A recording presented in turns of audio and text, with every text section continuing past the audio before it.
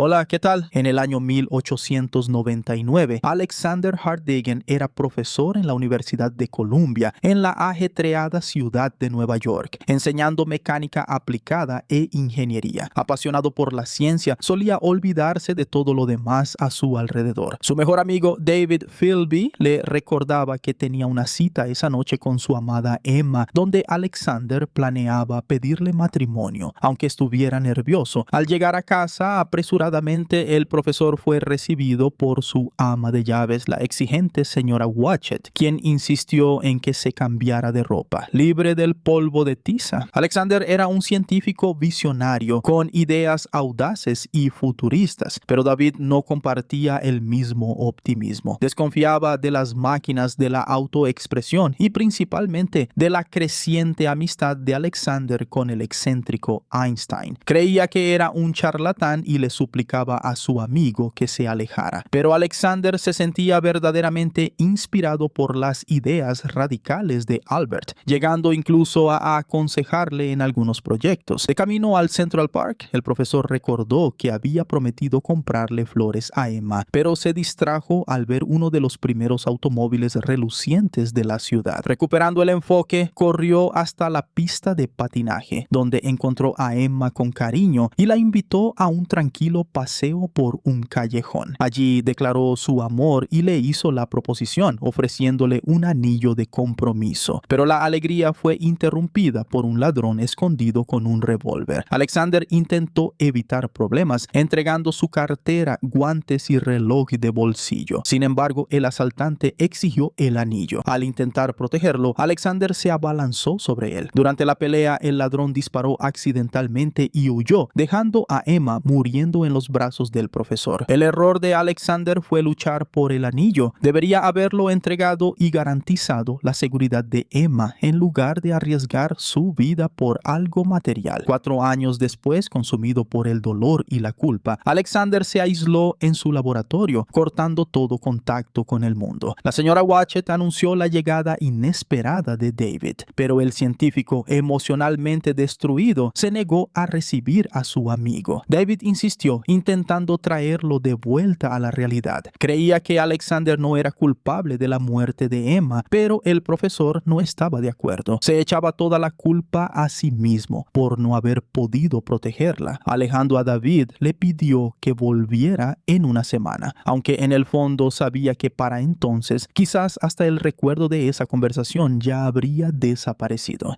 Durante esos 4 años, Alexander había trabajado en secreto en algo escondido detrás de una cortina, una máquina del tiempo. Ahora, aseado y decidido, tomó el reloj que Emma le había regalado y un medallón con su foto. Utilizó la máquina para viajar desde 1903 de vuelta a 1899, con un único objetivo: salvar a Emma. Reapareciendo en el parque, cerca de la pista de patinaje, esperó pacientemente. Esta vez no llegó tarde, no por una mejor gestión del tiempo, sino porque llevaba 4 años esperando silenciosamente ese momento. Al ver a Emma viva, corrió hacia ella, la abrazó con fuerza y la besó sin importarle las miradas a su alrededor. Dijo que necesitaban hablar con urgencia, pero evitó caminar por el mismo sendero del parque, consciente de que el asaltante estaba escondido por allí. En su lugar, llevó a Emma a la concurrida calle y llamó a un carruaje para llevarlos al centro. Evitar el callejón fue la decisión correcta, pero debería haber llevado a Emma a un lugar totalmente seguro, como su casa, en lugar de seguir paseando por la ciudad. Incapaz de explicar su extraño comportamiento o sus decisiones aparentemente sin sentido, le aseguró que la amaba y quería estar con ella. Con miedo de encontrarse con su otro yo, le pidió que volviera a casa y esperara su visita. Antes de dejarla, decidió cumplir su antigua promesa y comprar un hermoso ramo. Pero al entrar en la floristería, algo terrible sucedió afuera. El mismo automóvil que antes había llamado su atención perdió el control y chocó violentamente contra una carreta volcada. Corriendo hacia la calle, Alexander vio que Emma había sido golpeada en el accidente. Una vez más tuvo que presenciar su muerte, ahora de una forma diferente y aún más cruel. La segunda pérdida dejó algo dolorosamente claro: el pasado no se puede cambiar y la muerte de Emma es inevitable. En busca de respuestas sobre la inmutabilidad del pasado, Alexander Alexander tomó la decisión de viajar al futuro. De vuelta en el laboratorio escondido dentro de su invernadero, Alexander activó de nuevo la máquina del tiempo, observando cómo el mundo a su alrededor se transformaba a gran velocidad. En un momento dado, el medallón con la foto de Emma fue lanzado fuera del campo temporal. En cuestión de segundos, la delicada imagen se deshizo y desapareció en el pasado distante. Poco después notó un letrero de neón brillante. Creyendo que finalmente podría encontrar respuestas concretas, Alexander detuvo la máquina el 24 de mayo de 2030. Pero ir al futuro en busca de respuestas sobre el pasado no tenía sentido. Debería haber buscado libros de física y filosofía en su propia época para entender la paradoja. En ese futuro encontró a ciudadanos avanzados que se burlaron abiertamente de su ropa anticuada y su extraño comportamiento. Determinado a obtener algún tipo de entendimiento, fue rápidamente a un museo. Durante el camino descubrió que la humanidad estaba a punto de iniciar la primera colonia permanente en la Luna, utilizando explosiones termonucleares para esculpir túneles en su superficie. Mientras buscaba libros relevantes, fue sorprendido por un nombre misterioso. Pronto se dio cuenta de que se trataba de Vox, una inteligencia artificial avanzada que servía como guardiana del vasto conocimiento humano. Alexander preguntó con entusiasmo sobre la ciencia práctica detrás del viaje en el tiempo, pero Vox descartó la idea como pura ficción, un mito persistente proveniente de libros antiguos y obras populares. Decepcionado y frustrado, Alexander se dio cuenta de que el viaje en el tiempo nunca había superado el campo de la fantasía. También descubrió que la gente de ese futuro creía que él había sido un científico loco, desaparecido misteriosamente en 1903. Al darse cuenta de que no encontraría respuestas en ese tiempo, decidió avanzar aún más en su viaje. Tan pronto como activó la máquina de nuevo, una intensa vibración sacudió el laboratorio. Algo catastrófico había sucedido. Interrumpió bruscamente el viaje el 26 de agosto de 2037, encontrando una Nueva York devastada. Calles antes concurridas estaban ahora engullidas por el caos y los incendios. Fue rápidamente abordado por policías que intentaron arrestarlo por violar el toque de queda. Desesperado, suplicó respuestas y se enteró de que las explosiones en la Luna habían desplazado su órbita, haciendo que se despedazara. Mientras se acercaba un nuevo terremoto, los oficiales huyeron dejándolo atrás. Alexander corrió de vuelta a la máquina e intentó escapar, pero al tropezar durante la huida se golpeó fuertemente la cabeza contra una parte del mecanismo y perdió el conocimiento. Su cuerpo cayó sobre la palanca, empujándola a la posición máxima. La máquina se disparó sin control, lanzando a Alexander hacia un futuro distante y desconocido. Recuperó la conciencia brevemente, lo justo para detener el equipo cuando el marcador indicaba el 16 de julio del año 800-2701. Desmayado de nuevo, fue encontrado por personas desconocidas que lo cuidaron con cautela hasta que sus heridas comenzaron a mejorar. Al despertar en una mañana silenciosa, Alexander no tenía idea de dónde o cuándo estaba. Vio a un niño curioso que reaccionó con sorpresa al oír el inglés. Al intentar conversar, el niño corrió. Siguiéndolo, Alexander se encontró en una cabaña construida en el acantilado, aferrada a las rocas como el nido de una golondrina. En el desfiladero de abajo había una aldea entera con viviendas similares. Los habitantes vivían de manera sencilla, pescando y cazando. La noticia de que Alexander había despertado se extendió rápidamente y los descendientes lejanos de la humanidad se reunieron para saber quién era. Descubrió que en ese futuro el inglés había desaparecido por completo. Se le llamaba lengua de piedra y se conservaba solo en fragmentos de placas de granito. La única persona que aún la dominaba era Mara, una paciente profesora que la enseñaba a los niños curiosos. Mara explicó que su pueblo se llamaba Humanos Aloy y que sus rasgos habían cambiado con el tiempo. Tenían la piel más oscura y rasgos delicados, casi frágiles. Muchos mostraron sorpresa por el tono pálido de la piel de Alexander. El respetado líder de la comunidad, Torren, le pidió a Mara que descubriera quién era. Alexander afirmó venir de un pasado distante, pero Mara les dijo a los demás que probablemente se había golpeado la cabeza y estaba delirando. La conversación fue interrumpida por una señal fuerte y continua que indicaba la rápida llegada de la noche. Los Aloy se retiraron en silencio a sus viviendas y Mara guió a Alexander de vuelta a su pequeña cama. Ella y su hermano menor, Kalin, habían perdido a sus padres hacía mucho tiempo. Curioso y ansioso por aprender, Kalin pronto creó un lazo sincero con Alexander, quien le regaló su preciado reloj de bolsillo. Durante una larga conversación por la noche con Mara, Alexander se dio cuenta de que ella realmente creía en su historia sobre el viaje en el tiempo. Era evidente que ella era mucho más inteligente y perceptiva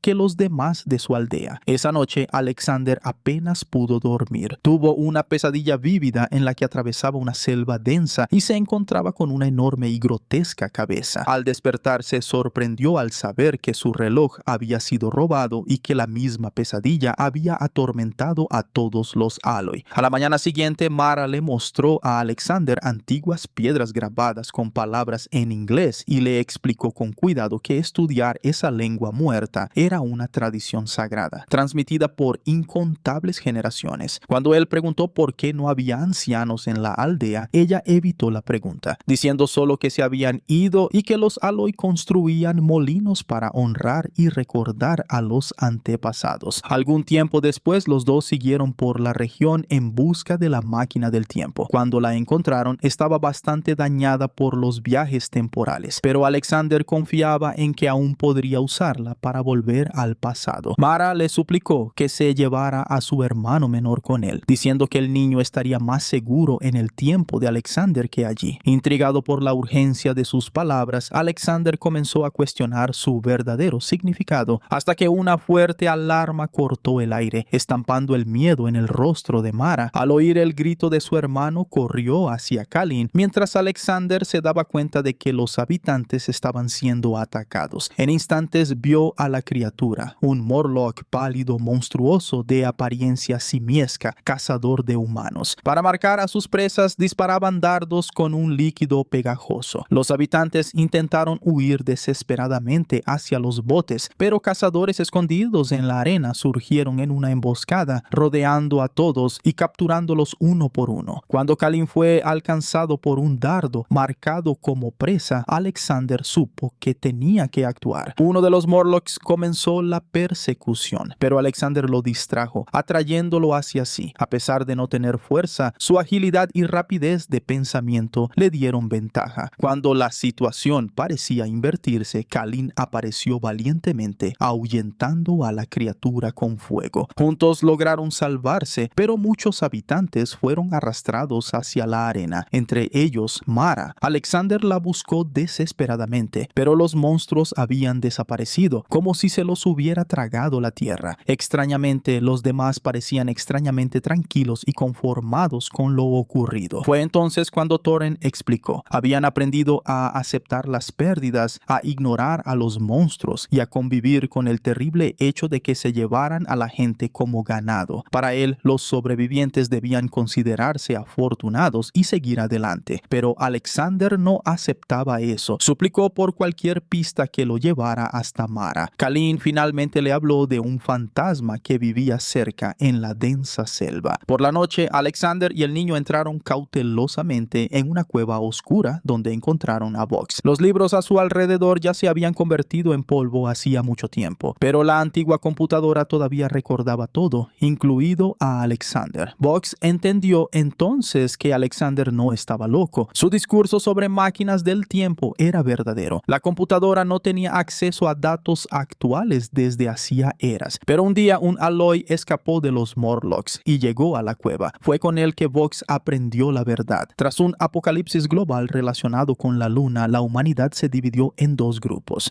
Algunos permanecieron en la superficie, otros se fueron al subsuelo. Con el tiempo, los que vivieron sin luz solar sufrieron mutaciones grotescas y pasaron a cazar a los que quedaron arriba como alimento. Vox no sabía la ubicación exacta de su guarida, pero sugirió cautelosamente seguir hacia el este, guiándose por los sonidos de su respiración. Siguiendo este consejo, Alexander y Kalin avanzaron silenciosamente por la densa selva. Pronto encontraron una inmensa cabeza de piedra, la misma que los atormentaba en sus sueños. Dejando a Kalin arriba, Alexander descendió solo a la guarida enemiga. Allí encontró ropa rasgada y objetos personales de Mara, además de ganchos y cadenas usados para descuartizar a las víctimas. Mientras exploraba, tiró accidentalmente de una palanca oxidada y cayó violentamente en un pozo lleno de sangre y huesos humanos. Uno de los cazadores lo encontró pronto y lo hizo prisionero, arrastrándolo a una cámara subterránea mal iluminada. Al mirar a su alrededor, Alexander vio a Mara sentada en silencio dentro de una celda helada. Ella ni siquiera parecía notar su presencia, pero lo más perturbador era la criatura monstruosa sentada en un trono improvisado. Alexander se había encontrado cara a cara con el jefe de los Morlocks, una criatura de piel pálida, mucho más humanoide que los otros. Los seres eran sus siervos y cazadores, completamente controlados por telepatía. El líder de esa sociedad subterránea explicó cómo surgieron los Morlocks y los Alloy, revelando que podía controlar la mente de todos los humanos aún vivos en el planeta. La sociedad de los Morlocks estaba dividida en castas, y cada tipo de monstruo representaba una especie biológica distinta. La casta dominante, compuesta por telépatas superinteligentes, veía a los Alloy como presas eternamente atemorizadas, resignadas a su lugar en la cadena alimenticia. Prisioneros como Mara podían sobrevivir, pero se mantenían solo para la reproducción, con el fin de formar nuevas colonias. Los Morlocks habían desarrollado su propia industria e inteligencia, siendo el resultado de cientos de miles de años de evolución en el subsuelo. Para Alexander todo aquello era perverso e inmoral, pero el jefe de los Morlocks prohibió cualquier juicio. Alegó que los Morlocks ni siquiera sabían cómo la humanidad había sobrevivido durante 800,000 años y que nadie tenía derecho a decir qué era correcto o incorrecto. Para demostrar que Alexander también era imperfecto, usó sus poderes mentales para acceder a sus recuerdos. Reveló conocimientos sobre el pasado y creó una ilusión donde él ve a Emma y a los hijos que nunca tuvo. Alexander entendió que jamás habría creado la máquina del tiempo si hubiera tenido una esposa viva y una familia feliz. El jefe entonces explicó por qué Alexander no podía cambiar el pasado ni salvar a Emma. Su muerte había sido el detonante que lo llevó a tomar esas decisiones. Esto creaba una paradoja, impidiendo cualquier alteración. A continuación, ordenó a los siervos que le devolvieran la máquina del tiempo, que había sido escondida en los túneles. Habiendo obtenido la respuesta que buscaba, Alexander fingió aceptar su destino y accedió a volver a 1903. Pidió su reloj de bolsillo de vuelta, pero usó la petición como una distracción. Mientras la máquina se activaba, Alexander agarró al jefe Morlock y lo arrastró hacia adentro. Comenzó una lucha intensa, pero Alexander lo engañó, haciendo que cayera fuera del campo temporal. Tirando de la palanca con fuerza, vio a la criatura envejecer rápidamente, pudrirse y desintegrarse en segundos. Llevar al jefe Morlock a un futuro lejano fue una jugada genial. No lo mató, solo lo eliminó de la línea de tiempo, una victoria sin derramar sangre. Deteniendo la máquina en el año 635.427.810, Alexander encontró un paisaje desolado. Torres de los Morlocks dominaban el horizonte y humanos encadenados eran llevados al matadero. La evolución y la historia de la humanidad habían terminado. No había ninguna esperanza de un futuro mejor. Ante este infierno en la tierra, Alexander llegó a la conclusión de que no podía cambiar el pasado, pero sí podía alterar el futuro. Con esa certeza, regresó y liberó a Mara de la celda. Usó su reloj para provocar un cortocircuito en la máquina del tiempo. Varios Morlocks intentaron capturarlos, pero quedaron ciegos con el repentino resplandor, dándole al dúo la oportunidad de encerrarlos en la guarida. Alexander y Mara escaparon con los monstruos persiguiéndolos. Pronto, Torren y su pueblo llegaron, decididos a luchar. El líder de la comunidad le tendió la mano a Alexander y lo ayudó a salir de la trampa momentos antes de la explosión. La destrucción de la máquina desencadenó una reacción en cadena que redujo toda la guarida subterránea y a los Morlocks a polvo. Ya no podía intentar arreglar el pasado. Aceptar el presente y luchar por el futuro fue la decisión correcta y heroica. Con la máquina destruida para siempre, Alexander estaba atrapado en ese tiempo, pero eso ya no le asustaba, pues había encontrado el amor. Comenzando una nueva vida junto a Mara, Alexander usó el conocimiento almacenado en la computadora de Vox para intentar reconstruir la civilización. Vox se convirtió en un profesor para los niños, enseñando literatura clásica al pueblo de la tribu. Esto les dio a todos una nueva oportunidad de empezar de nuevo. Alexander llevó a Mara y a Kalin a un claro donde antes estaba su antiguo laboratorio, el lugar exacto donde se había construido la máquina del tiempo. Caminando por el espacio con reverencia, explicó cada detalle de la creación.